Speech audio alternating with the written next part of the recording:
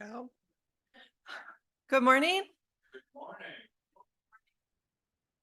Good morning again here, everybody. Big good morning. Thank you. My name is Stacey. I use she, her pronouns, and I'm a member of your board of trustees. It's also a challenge for me to get up here and do announcements, so bear with me. I welcome you all to our congregation today. Longtime members and new visitors alike, you are welcome here.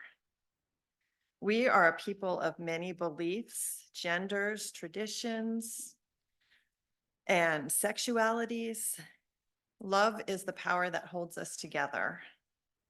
We are all growing and learning, and we are all welcome here just as you are. If this is your first time visiting, I bid you a special welcome. I am a member of your board of trustees. As I said, I have a purple name tag, and anyone else with a purple name tag is also on the board and will be available at the back of the sanctuary to answer any questions at the end of service. For those in the sanctuary, we have hearing assistant devices at the back, also large print hymnals. And if you need help with those, please see one of our ushers. For our online service this morning, there is a chat chaplain to help you. And for those in the congregation, the words to our unison reading and also to the hymns will be projected behind me on the screen. Let's see, please refer to our order of service for upcoming opportunities and also our website, TahomaUU.com, for any information, and also to sign up for our e-news, which I encourage you to do. It has all the volunteer activities and upcoming events. If you're not yet signed up, please do so. I'd like to highlight a few upcoming events and opportunities. One is that next Sunday, the 25th, after our service, please join us in saying a thank you and a send off for our admin, Sharon Gold. So we will have a cake, and a celebration for Sharon. Sharon has done so much for our community and the year that she had worked for us, and we want to celebrate her. We look forward to having her back as a member. So please join us next week. And also along those lines, to extend a welcome to our new admin, Lauren Peterson. And she is posting her hours in the e-news, and she will have the same email as Sharon if you need to contact the church for any reason. Also, next Saturday at Pierce College is a drag queen story time. This is sponsored by our trans relocation committee, and they're hoping to raise enough money to pay for an Airbnb to bring for a family to be relocated to our area. So far, they've raised over $700. They've only sold 12 tickets, so you'll see some flyers posted around the church. Please do what you can to spread the word and support this so they can meet their fundraising goals. Let's see, Patty McPhee has an announcement to make.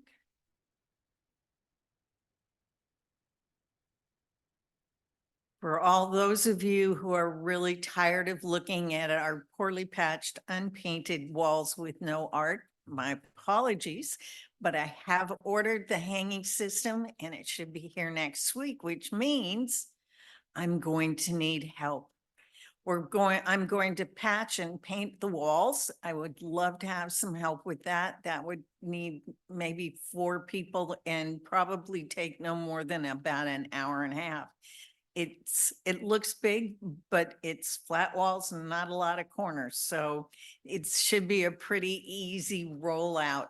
And then I will need another crew of at least 4 people to put the system up. And then we can bring art. I have artists already who are excited to come and share their art with you. So please, I will be here after the service. And I would love to get your names down so that I can call on you when I have the exact dates for this project. Thank you. And Maria also had an announcement. Oh. Thank you, Casey. Oh, I'm Maria Figueroa. I'm also on the Board of Trustees. And thank you, Stacey, for announcing our send-off next Sunday for Sharon. And I just wanted to say, um, I'm bringing a cake. However, things don't just happen by themselves, and I need help. So I have old-fashioned clipboard. Please find me after service if you can help cutting the cake, serving the cake, or very important, helping with cleanup afterwards so we don't just put it all on the people that normally do coffee. And I don't know, I guess if no one helps me, we're just gonna do paper plates and plastic spoons or something. So fair warning. Thank you, Maria and Patty. A few other things is there's a membership committee meeting today after service. Susan Kunkel is here, so please see her if you're interested. Is that today? There's also a Pathways to Membership class coming up on Sunday, March 16th. So if you're interested in becoming a member or just finding out some information, there's no obligation if you go, just go check it out. If you're a new member who missed the class, feel free to sign up. The link is in the e-news. Also, just a heads up that our annual auction is coming up this April, and they'll be looking for people to be involved with that. It's a great community building event for our congregation, so please, please join in helping. Also, a call for volunteers for our RE. We just need people to come down. Even once would be a big help to sit in there during the class if a child needs to go to the bathroom or needs to come back up to the sanctuary. We just need to have another adult there. A background check is needed, but we can get that done. It's painless and easy. Again, there's like Maria, I have a clipboard at the back of the sanctuary. It's just propped up back there, but please sign up or you can come grab me and I'll get you signed up. And we're finally looking to fill 4 new board member positions for next year. And it is a great way to be involved with this congregation and to see what happens behind the scenes. This is my first year serving on a board, any board, and this church board, and it's been eye-opening and it's been, I've really enjoyed it. So I encourage you to try it out. Our bylaws state that board members should be a member of the congregation for 1 year and also have served on a committee for 6 years. Or 6 months, yeah. 6 months. If we don't have enough volunteers who meet the requirements, we may propose that some candidates who are newer to the congregation be considered. If you're interested, please give your name to Alana Franklin. I don't know if Alana's here. David Pettit or Cindy Hackett. And just give them your name. And I think the deadline is the end of April for that. I think that's it for announcements. There's plenty that I didn't mention, so please look through the e-news if you have a chance. You are invited after service to join us for coffee and tea and conversation. If you're new to the congregation and you want someone to talk to, use a red mug and that'll clue us into that you're open for conversation. I respectfully acknowledge today that I speak to you from occupied Puyallup and Coast Salish ancestral lands. I pay respect to elders, both past and present, and extend that respect to their descendants and to all Indigenous people. Lastly, I invite you to set your phones and electronic devices to worship mode. I ask you to take a deep breath in and out and welcome you here into this space to leave behind our busyness, our stress, our worries, to settle ourselves into this holy moment, to open our hearts, to learn and to unlearn, and to share and to receive. Now let us join in worship.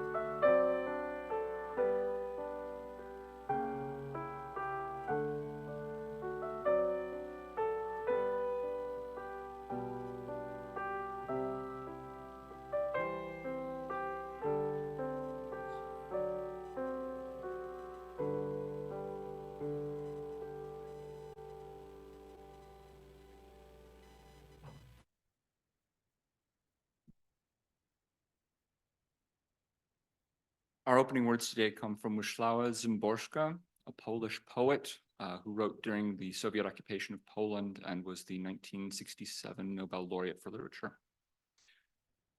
The onion. Now, that's something else. Its innards don't exist. Nothing but pure onionhood fills this devout onionist. Oniony on the inside, onionesque it appears.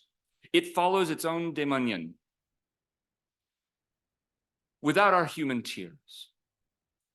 Our skin is just a cover-up for the land where none dare go, an internal inferno, the anathema of anatomy. In an onion, there's only onion. From its top to its toe, onionymous monomania, unanimous omnudity. At peace, of a piece, internally at rest. Inside, there's a smaller one of undiminished worth. The second holds a third one. The third contains a fourth. A centripetal fugue, holophony compressed.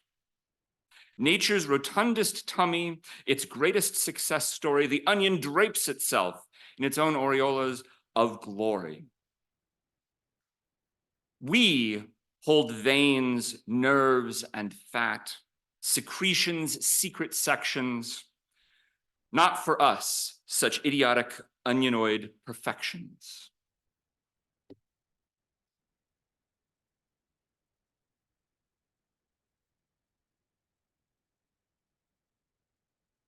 That was Ben Holquist, who I've invited to light our chalice today. Ben and Stacey Soltoff are bringing us today's service. Thanks very much to them.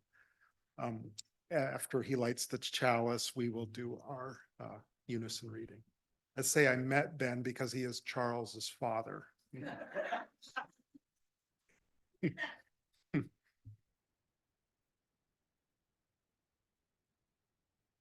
Now, as the words come up on screen, we'll do our unison reading.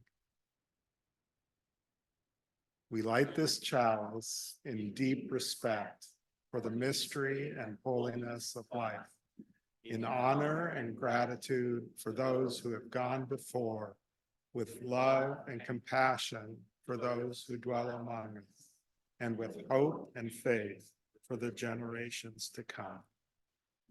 And now I'm going to invite Susan Kunkel, our song leader, to come up, and I invite you to rise and body your spirit. We're going to sing number 311. The words will be on screen. It's Let It Be a Dance.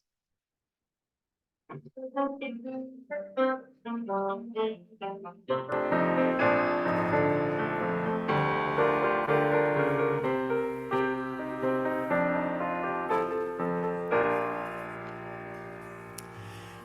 it be a dance we do. May I have this dance with you through the good times and the bad times too.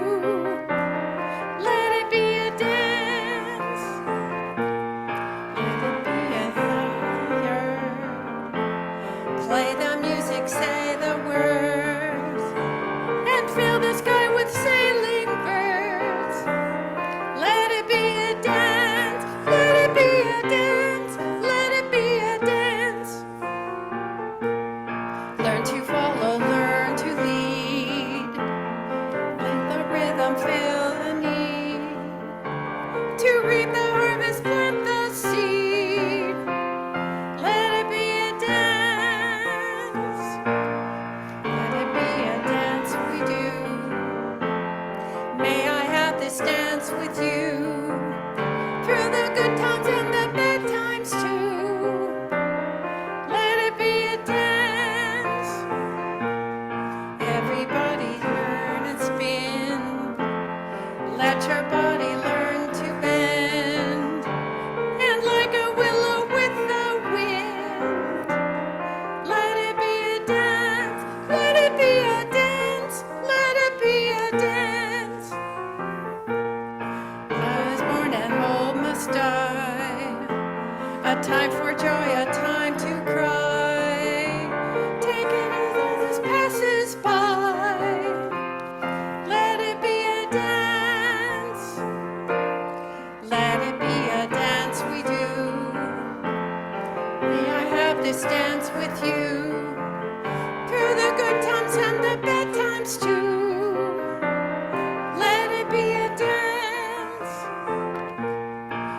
shining star comes out at night. Without the dark, there is no light. If nothing's wrong, then nothing's right.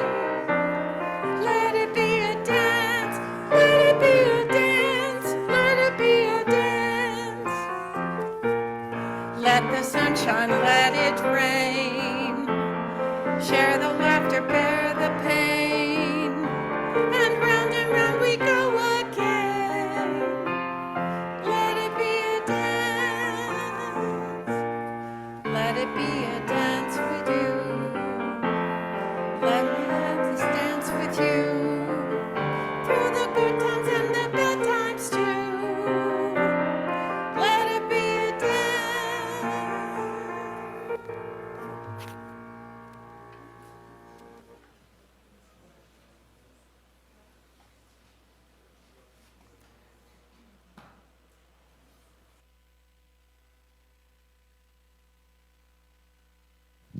Now is the time for all ages. For those who are young or young at heart, if you want to come on up here and enjoy a story with me.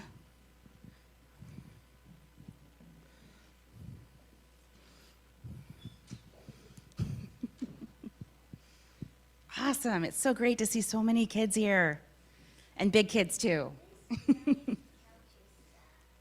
It's so comfy, yeah. So today we're talking about love.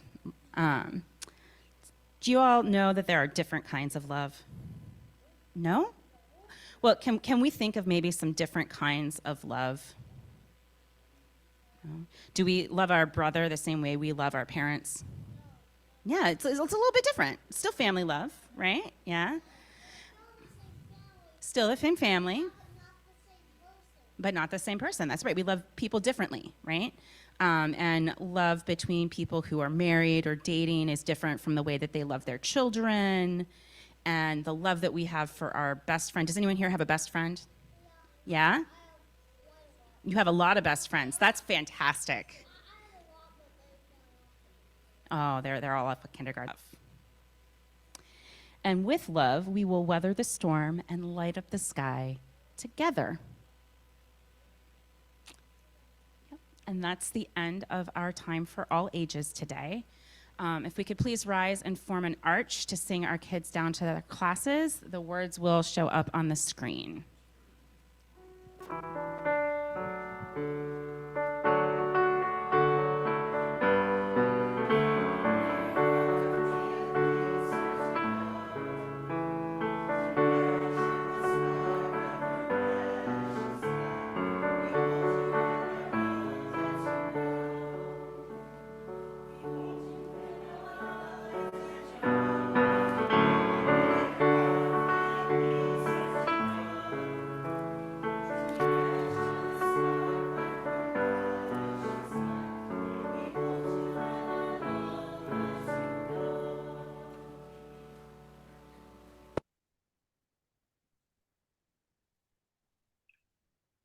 So on Sunday, the offering that we take is your opportunity to say yes. Yes to the community that is here with TUUC. Yes to your ability to help us fund this church so that we can support not only the people in it, but the community around us. And also, as Stacey talked about this morning, there's a yes that you can just give some of your most precious gift, your time, to projects or things that are going on in the church. So this is our opportunity, both in person with the baskets that are passed around or online with the links that you see on the screen, to help support this community that we love so very much. Thank you.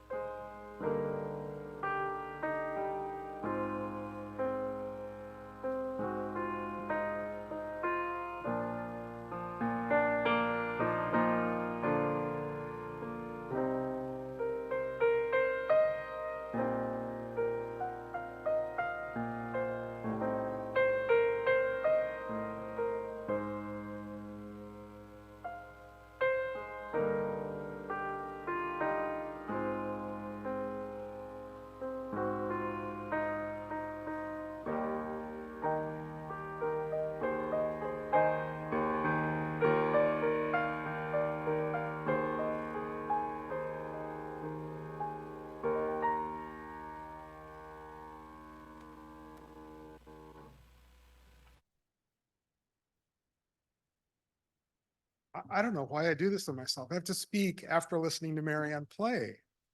Thank you. We're now going to recite the words on screen to dedicate our offerings.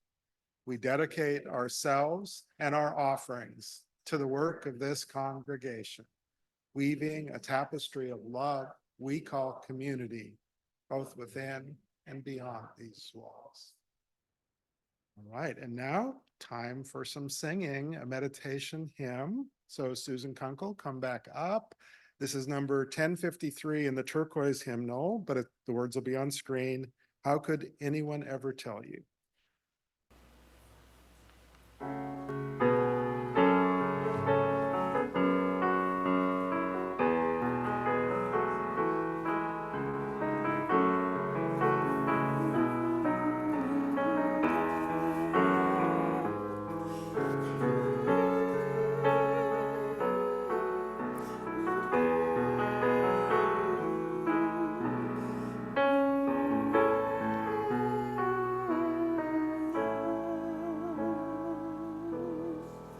How could anyone ever tell you you were anything less than beautiful?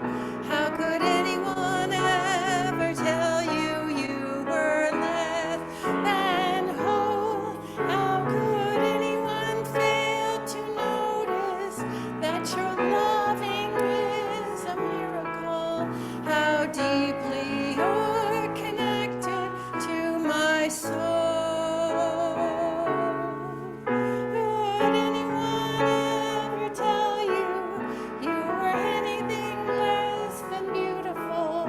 How could anyone ever tell you you were less than whole? How could anyone fail to notice that your loving is a miracle? How deeply you're connected to my soul.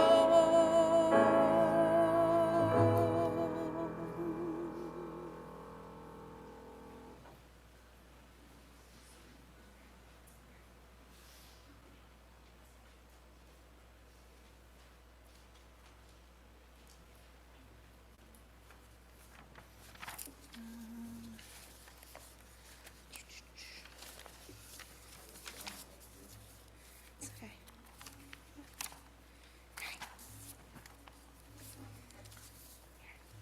All right, the reading today is called The Litany of Becoming, and it's a responsive reading. Michael will bring the slide up so that you'll know what your phrase is, but I'll go ahead and start. To become is a lifelong process. Nothing is constant, not even the self. We evolve in the midst of narratives meant only for some and ways of being made narrow by fear and power. We must then have the courage to listen to the truth of our own lives, to the wisdom that comes from within, responding without resistance or need to control, but with welcome and curiosity. This is what ensures our becoming is an unfolding of our truest self. This lifelong labor cannot be carried out alone. It requires help from friends and lovers, family and creaturely companions who bear witness to what makes us come alive and say to us, listen, look, feel, pay attention to that. Loving and being loved. Telling the stories, sharing in the memories, giving thanks for the relationships, understandings, and experiences past that have shaped us to this day. This is loving and being loved. Celebrating new beginnings that excite, holding risks together, leaning into unknowns with the promises of support and companionship. This is loving and being loved. Listening to the future, calling uniquely to each one of us in the midst of all life's noise. Helping one another find our place in the shared labor of collective life, supporting each other in what it is the world's ache is asking from us. This is loving and being loved. To say, for the first time, this is who I am. This is the truth of my body. This is what I know about myself. This is my name, and this is where my path is leading me. And to have it heard, have it received, have it affirmed, and then to say it again and again as we change and as the world changes, and to have each proclamation greeted with an open-armed embrace. This is loving and being loved. There is no me without you. We shape one another. The sacred that birthed us weaves our lives together so that we can only find ourselves through shared becoming. For my journey and all its winding ways, for yours, for all the saints who labored for what is, all the kin whose lives made ours possible, for all those yet to come for whom living our truths today will mean breaking possibilities open for them tomorrow. We pause, we give thanks, we acknowledge. This is loving and being loved. Now going to invite Ben up here to introduce our sermon today.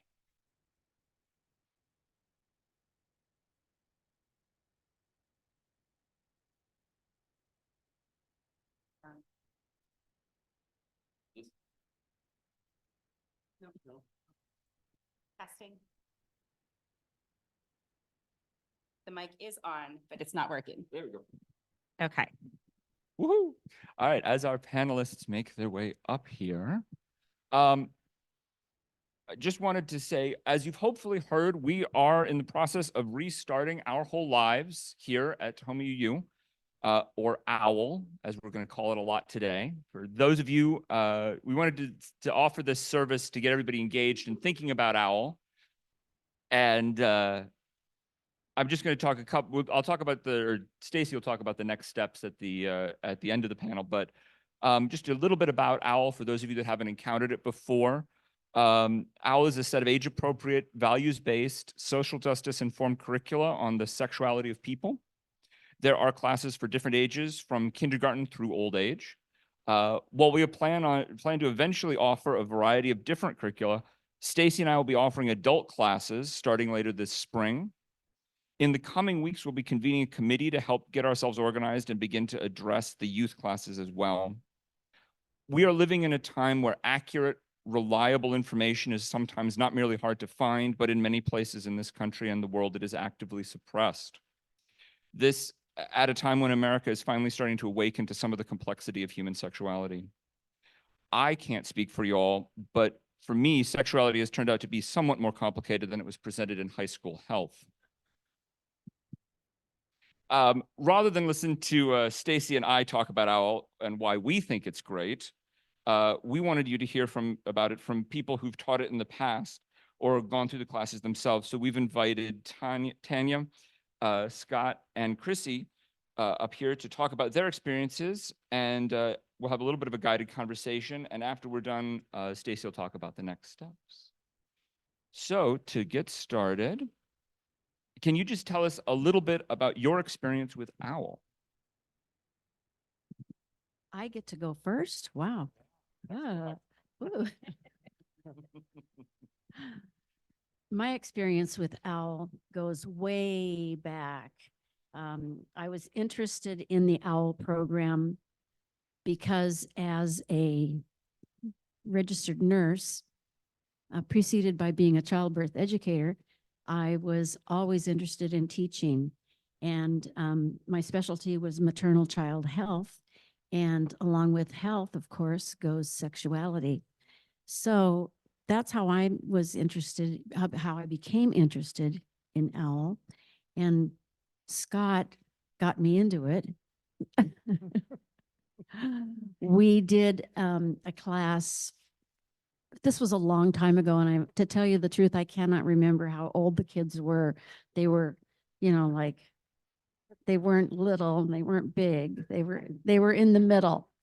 It was a really fun experience and very satisfying. And the teacher in me was able to come out as well as the nurse. So there you go. And then I've done 2 classes until I gave the ranks to somebody else. I was approached in it was 20 years ago this year by the director of religious exploration. Scott, don't you want to be a our whole lives instructor. Like I had never given it a thought. But I said yes, and the training weekend was one of the best weekends in my life. And I've taught it intermittently through the years, kindergartners through ninth graders, not all at once. It's age appropriate, so you get it right. My daughter was 4 at the time I started. I wasn't really ready to have these conversations with her. She turns 24 this year. And my gosh, the conversations are great. Yeah, I would echo a lot of what's been said. I'm an early childhood educator by trade. And my children have grown up in the UU congregations across the country. So I got to see what OWL did for them in the younger years. And then when we came to TUUC, 15 years ago now, there was a need for an OWL trainer a couple of years after that. And so I was asked to take the training. And it was important to me because I wanted to make sure my children continued to get OWL and we didn't have enough facilitators. And seeing the importance for my children, wanted to ensure that other people's children also had that opportunity. So I think that that's how I got started with OWL. Which kind of leads us into our next question. Can you talk a little bit about what you think is the value of sexuality education in general? Now I get to start. I mean, we could popcorn it. That's all good. So I think for me, look, I pulled it up on my phone so I get all 5 because I always forget one. OWL has 5 circles of sexuality. So a lot of times what you get in high school in the public school system is just sexual reproduction, and that's it. And sexuality education is about so much more than that. And I think that's was the joke about more than what you got in high school, right? So, you know, we talk about sexual health and reproduction, of course, but also sexualization. So going into, you know, what are healthy relationships look like? What does flirting look like? Withholding sex? How do you make those decisions? And this is, you know, I'm speaking mostly at the junior high level. At the elementary level, you know, kindergarten is really my body is mine. Then there's the upper elementary that's really about puberty. And then like the full blown meal deal comes in junior high. Sensuality. So that skin hunger, that touch, that's part of sexuality orientation, sexuality education. Intimacy. What does intimacy look like? What is healthy intimacy? What's unhealthy intimacy? And then sexual identity, going into biological sex, gender identity, gender expression. All of that is part of a comprehensive sexuality education. And I feel like OWL is one of the few places that that happens. And that is so important for our children, for our adults, as we navigate today's world. I love that you brought something from the curriculum. I'm going to refer to 3 words that OWL uses as core values, but they're core values beyond that. So respect, relationship, and I forget the 4th one. 3rd one, I just had them. Respect, relationship. OWL teachers, help me. Stacey, anybody? Oh my gosh, I just had them before I got the microphone. Yeah. I pulled it up Yeah. on my phone. Yeah. Yeah. Well, these, thank you. Respect, relationship. It's so funny. Responsibility. These things, they work in your family, in your community, in your congregation, and in your sexuality. So just core stuff. You know, they've said it all. Thank you very much. I appreciate that. Totally. All right. So as I said, I had high school sex education. It turned out when I went to college, I discovered that's not a guarantee in this country. What do you think is the most distinctive part of OWL that makes it different from other sexuality education approaches? I wish that I had looked at the details and the curricula of other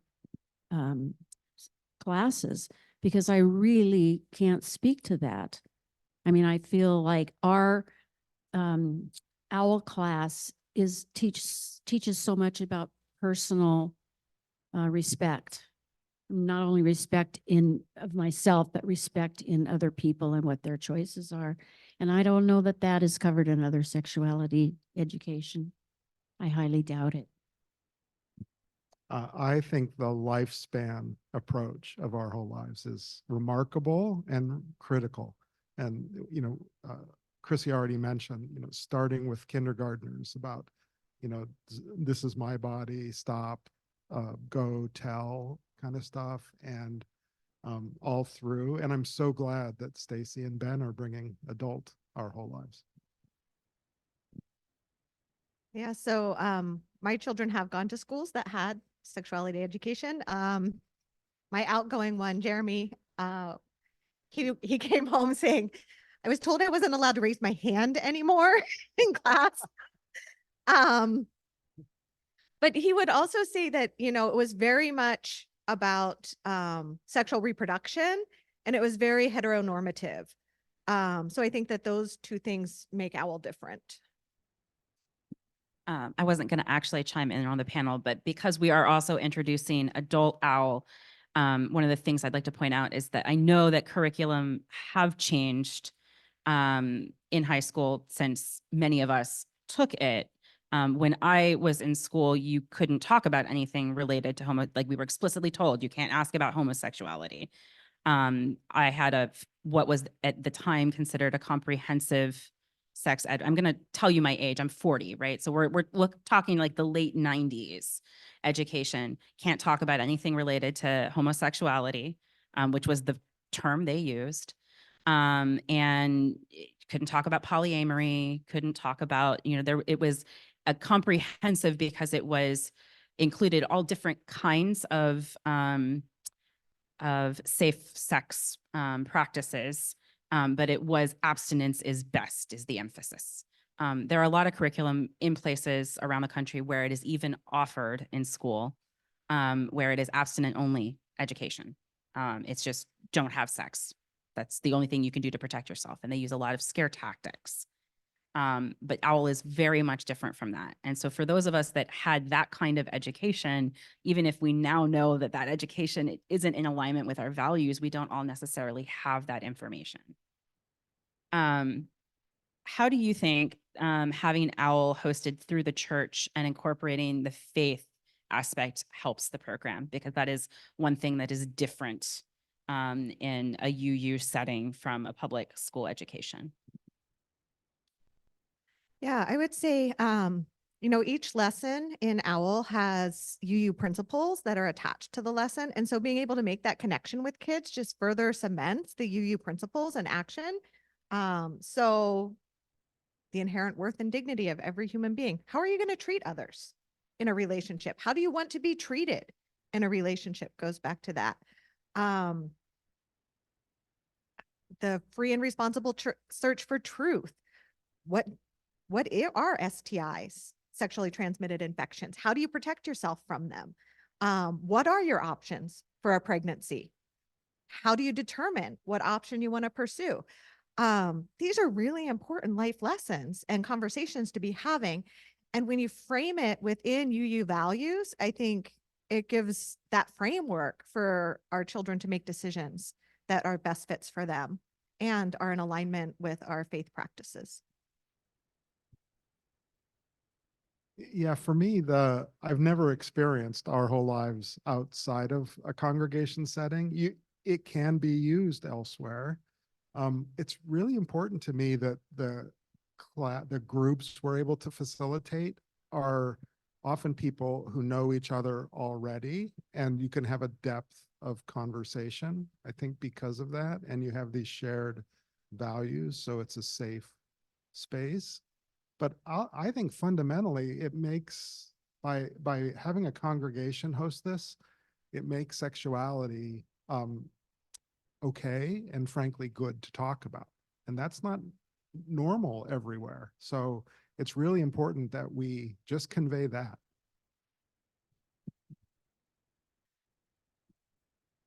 For me, I think our faith based in values and not beliefs just speaks to what OWL is, because OWL for our whole lives tells us and shows us and is us, to respect the worth and dignity of everybody.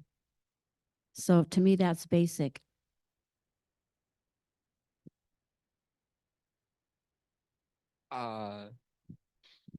No, I do not actually.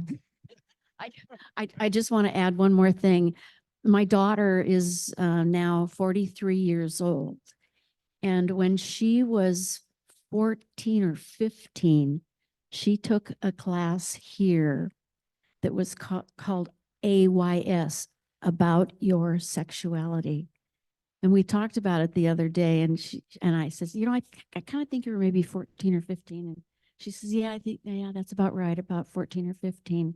But for us, it was really a very wise thing and a very encouraging thing to do in those days.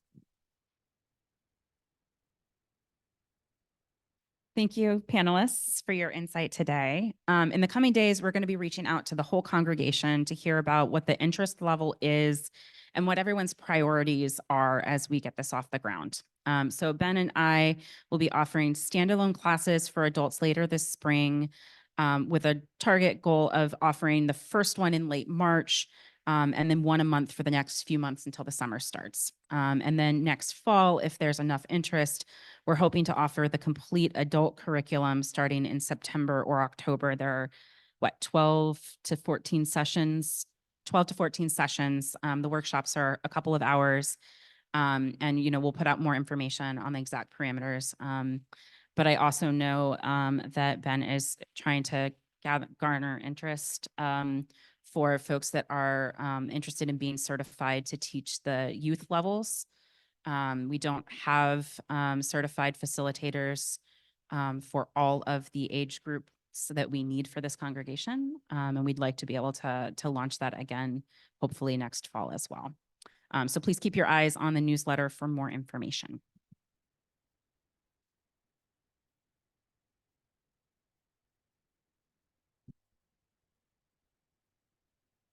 Do I have the closing words or oh, no, setting an intention. That's the part I have next. Okay. Our panelists, you're welcome to go back to your seats now if you would like. But I'm going to help us to set an intention with, I guess I could probably move to the pulpit for this.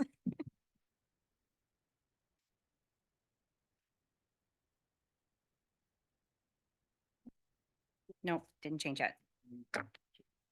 Okay. So this reading is called These Bodies, These Blessings, and I have misplaced the author. Oh, Erica Hewitt. Holy One, you knit me together in my mother's womb. This is the voice of Psalm 139. I was not hidden from you when I was made in secret, intricately woven in the depths of the earth. Let us remember and celebrate this morning that each of our bodies was woven together in the depths of mystery. Cells multiplying, tissue taking form, organs taking up their function, all under the silky cover of skin. Let us gather in reverence for the gift of these bodies, whatever their ages, their shapes, their abilities, and may we know them to be channels of the world coming alive through us. These bodies, these blessings bring the world to life through seeing, taste, hearing, scent, and touch. May we bring to our intricately woven bodies a sense of sacred caretaking. In doing so, let us also be grateful for the embrace of the holy, the presence that creates and sustains life, the mystery that knit together each of our bodies, and the force of love that celebrates our desires. If there's anything from today's service that resonates with you, may you set an intention to carry it forward with you into the week to come. So may it be. Amen. And then please rise in body or in spirit for our closing hymn, For All That Is Our Life. The words will be up on the screen, but it is number 128 in the gray hymnal.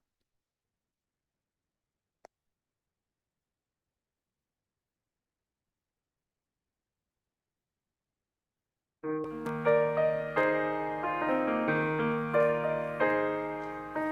that is alive, sing our praise and praise, for how life is a gift which we are called to use to build the common good and make our own days glad. For needs which others serve, for services we give, for work and its rewards, for hours of rest and love, we come with praise and thanks for all that is our life. For needs but pain and loss, for each new thing we learn, for fearful hours that pass, we come with praise and thanks for all that is our life. For all that is our life, we sing our praise and praise. For how life is a gift which we are called to use to build the common good and make our own days glad.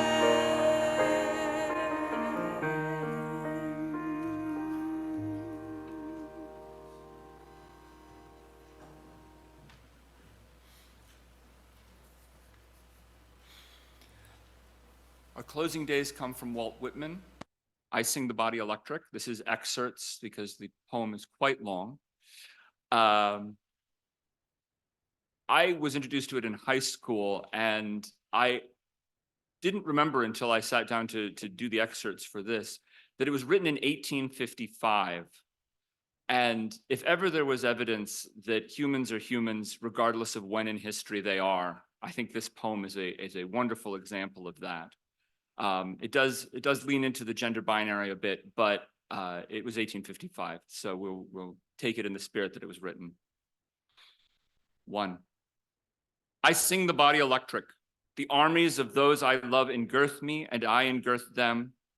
They will not let me off till I go with them, respond to them, and discorrupt them, and charge them full with the charge of the soul. 4.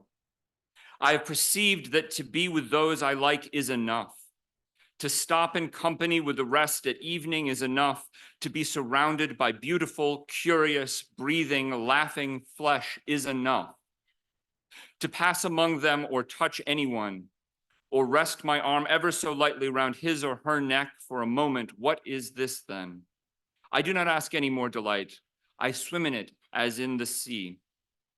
There is something in staying close to men and women and looking on them and in the contact and odor of them that pleases the soul well.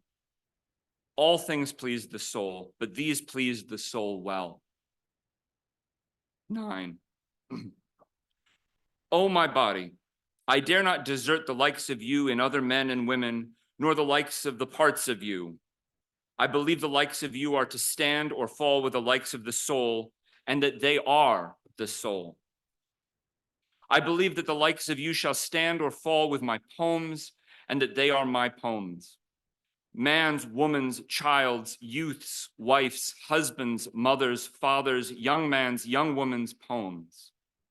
Head, neck, hair, ears, drop and tympan of the ears, eyes, eye fringes, iris of the eyes, eyebrows, and the waking or sleeping of the lids, mouth, tongue, lips, teeth, roof of the mouth, jaws and the jaw hinges, nose, nostrils of the nose and the partition, cheeks, temples, forehead, chin, throat, back of the neck, neck glue, strong shoulders, manly beard, scapula, hind shoulders, and the ample side round of the chest, upper arm, armpit, elbow socket, lower arm, arm sinews, arm bones, wrist and wrist joints, hand, palm, knuckles, thumb, forefinger, finger joints, fingernails, broad breast front, curling hair of the breast, breastbone, breast side, ribs, belly, backbone, joint of the backbone, Hips, hip sockets, hip strength, inward and outward round, man balls, man root,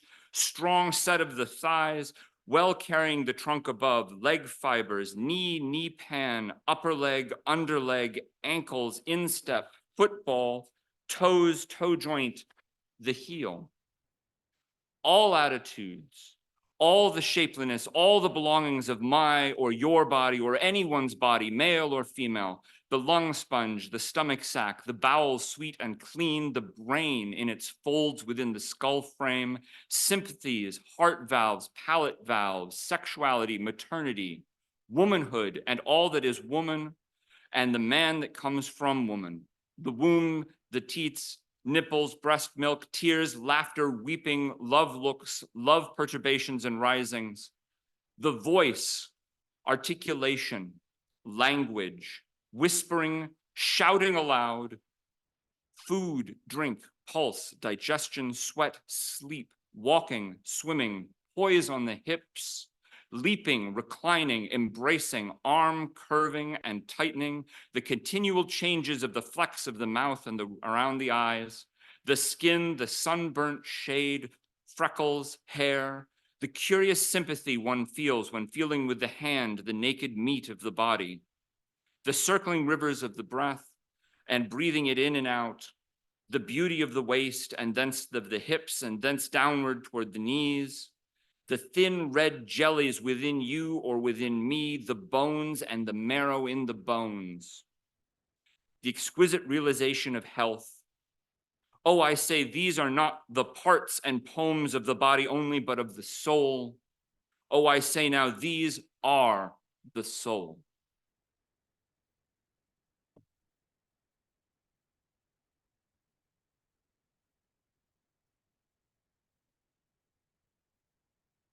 All right, before Ben extinguishes the chalice, we will say some unison words, but let's just pause in a moment of gratitude for Ben, a fabulous reader and service planner, along with Stacey. Thank you very much, Ben and Stacey, for bringing this today.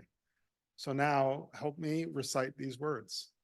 We extinguish this flame, but not the light of truth, the warmth of community, or the fire of commitment.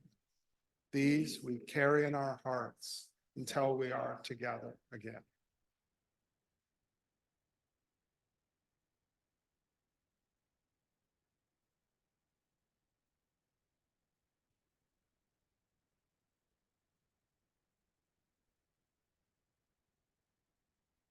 I'm so sorry. I forgot something real important, especially if you're not going to be here next Sunday to see Sharon off in person.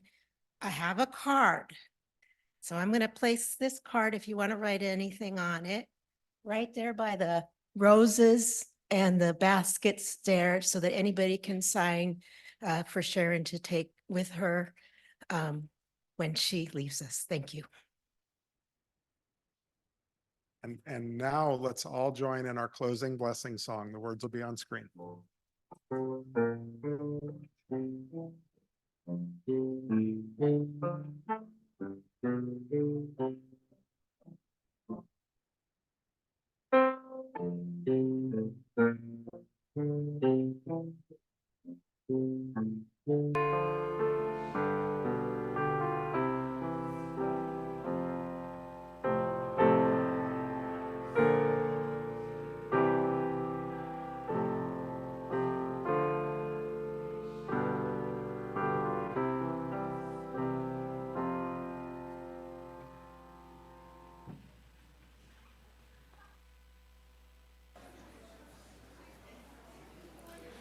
Friends, just a quick announcement. There is a black Nissan parked outside with its lights on. If it's yours and you don't want a dead battery, you might want to check on it. A black Nissan with its lights on. Thank you.